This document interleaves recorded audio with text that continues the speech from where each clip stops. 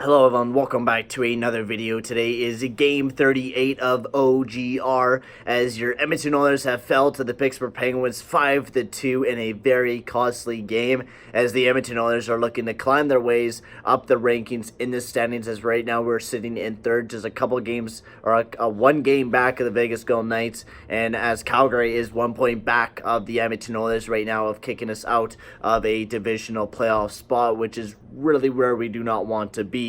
But it was a good game for the Edmonton Oilers. You don't really want to look at the shot at the scoreboard, because the scoreboard really doesn't tell the story between the Edmonton Oilers and the Pittsburgh Penguins. It was really just that Mike Smith fell apart, and there was two breakaways that we gave up that really costed the game, and Mike Smith could have made a couple big saves for the team, but in the end he didn't.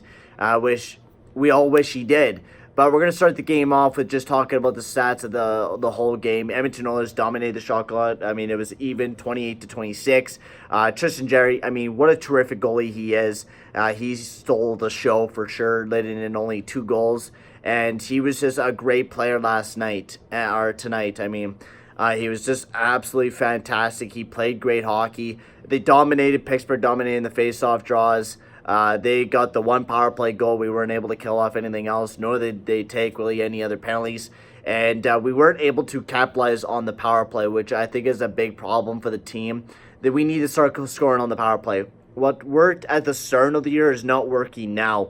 And I think a lot of teams have figured out that cross pass over to Draisaitl, over to McDavid. They really figured it out, and they're really starting to see that pass happening from a mile away. And I really think they got to figure something out on stopping that play, because the more and more it keep happening, it's going to fucking turn it over. It's going to get dumped down the ice. And I really don't want to see that anymore. I want to see our power play successful, because that's the reason why we were playing such good hockey, is because of our great special teams. And when we don't have that great special teams work, we're not going to be able to win games. And I really have been liking how the boys have been playing the last couple games, from the Dallas Stars game to now. They have really brought their level up higher to a better hockey, and I'm hoping we continue that. It was just a bad game. We let in a lot of goals easily right off the get-go, as Chad Ruhwedel and Joseph Bledsoe started off the game 2-0. Chad Ruhwedel, just a goal from the point. He slap shot it, no tips, no nothing. It just went right in the back of the net. I think, in my mind, it should have been an easy save for Mike Smith, and it should have been not a goal. We've seen it so much from Mike Smith making costly moves, and honestly, it sucks when he's letting everything in. I would like to see Mike Smith save a couple pucks for the team. And like, his last 5 games have been absolutely really rough. He hasn't won a game since like the month of November on the 23rd. And that is almost a month from now. That's almost a month. You take a look at his last 5 games. He's lost 5 in a row games. Once against Vancouver, where he's led in 5. Ottawa, where he led in 2. Buffalo, 3. Minnesota, 6. It's been just this kind of pattern for Mike Smith, and I really got to see him play consistent hockey, because I can't see him just let in easy goals. When we gain momentum, he just lets in some easy goal. He got to save at least 1 or 2 of those grade A chances, because we need that from a goaltender, and we need that from Mike Smith. We've been seeing it from Mikko Koskinen, who he's been able to save us a lot of pucks lately, and that's been great. In the second period, we've seen Zach Kassian get his 13th goal of the season, and then we see Jared McCann score another goal. And that really does just absolutely take the momentum out of the game. Like, it absolutely does. There's nothing you can do about it. Then, on shorthanded, we get a big goal from Riley Sheahan, who buries it in the back of the net, which just got us going. It was an energizing goal. It got us all going. Riley Sheahan with his second of the year, and Archibald with his first assist. It really did get the crowd going. I felt like that was the momentum swing we needed, and we needed to jump back into the third, just absolutely swinging. And 30 seconds in, Mike Smith let in a fucking goal. Like, this is a joke. Mike Smith is a fucking joke. When we need him to make a save, he does not make that save, and we need him to, because sometimes our defense is not going to fall us out. Sometimes the young Ethan Bear is going to make a mistake, which is the reason why Jared McCann got a big goal. And we really need Mike Smith to be that guy. But we're not just going to fully blame Mike Smith because, yes, he had a bad night, and yes, he's been having those bad nights, but we knew that this was going to happen a long time before we picked up Mike Smith. You can take a look at his stats last year, right?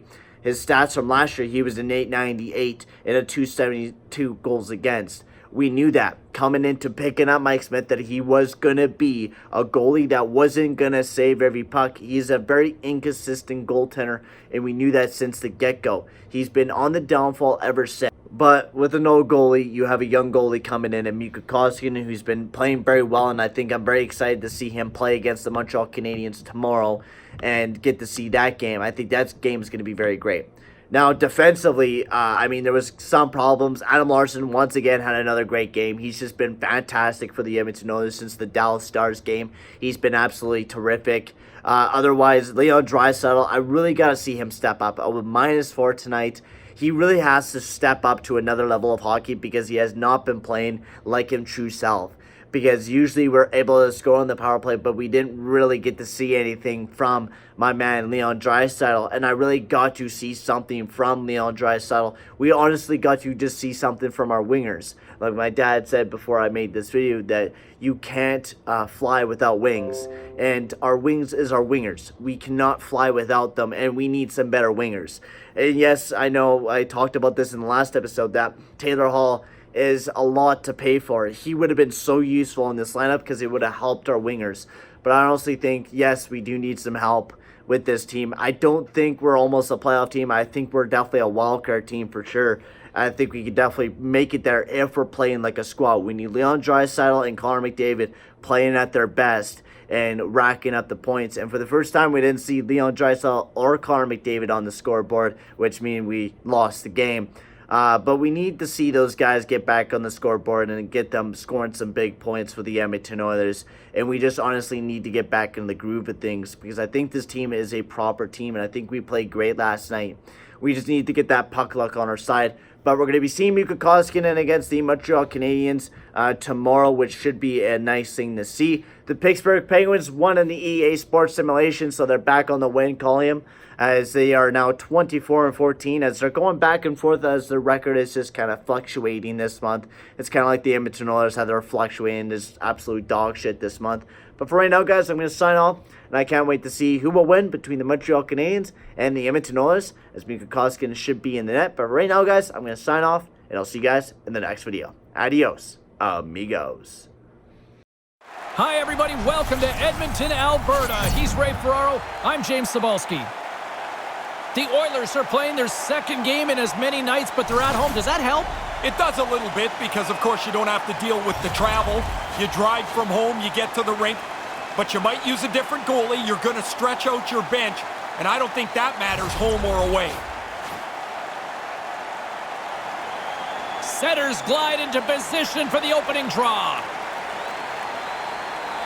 Tender. Stop one, stop two. The goalie makes a couple. He scores! Well, they've been hoping that the extra work they've done on the power play would help them capitalize. They do a nice job there.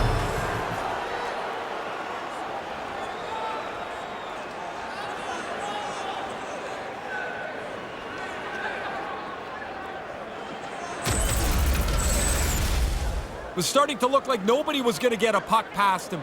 The shutout streak had continued, finally broken here. I know you're a busy man, but... Wow. With speed and with purpose. That was a slap shot. What a shot! Wow. Now, coaches talk about getting to the front of the net, make it difficult on the goalie, take his eyes away. Man, he only could see the players' butts in front of him. He can't even see the puck.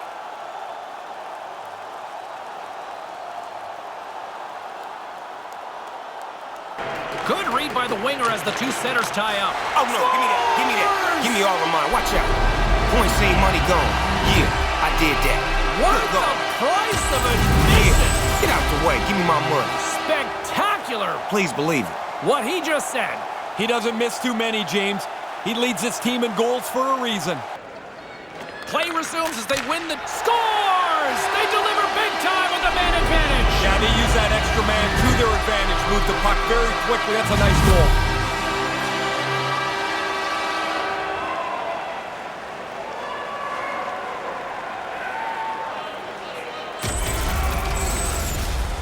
Some people will tell you face-offs don't matter until they do. That's a clean face-off win and a one-time tally. And this one is all over as the final horn sounds. Well, that third period was a debacle. Starting with the lead and then just get run over. Talk about the bottom falling out on this one.